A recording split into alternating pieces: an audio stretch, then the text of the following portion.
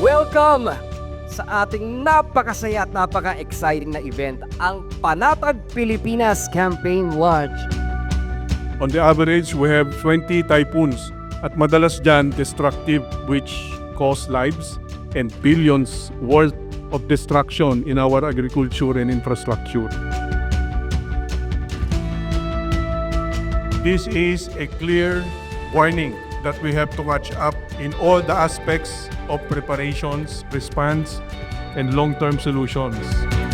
This is the reason why we are together. Kailangan pagtulong-tulungan to.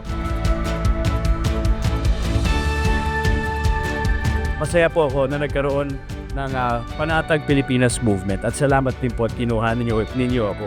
Dahil ang layunin ng campaign na ito ay siyempre gawing mas simple, gawing mas relatable at hindi nakakatakot ang mensahe ng preparedness at tigit sa lahat, gawing accessible ito.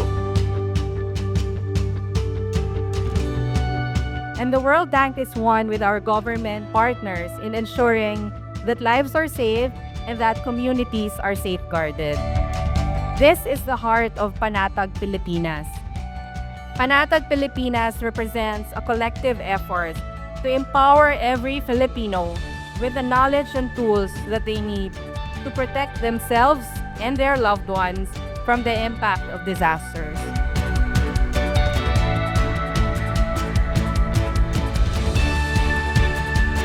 Disaster preparedness should start at home. Kailangan palakasin at siguraduhin muna natin ang kaligtasan ng ating sarili at ng ating sariling pamilya. Dahil sa ganitong paraan, mas panatag ang loob tayong makatulong sa iba. We of the World Bank and the Global Facility for Disaster Reduction and Recovery is honored to be part of this very important and timely collaboration. With Panatag Pilipinas, we take one step closer to a safer, more resilient Philippines.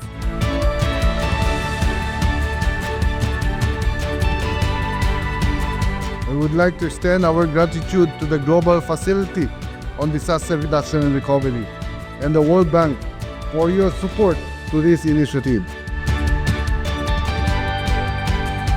I hope we can make preparedness a way of life.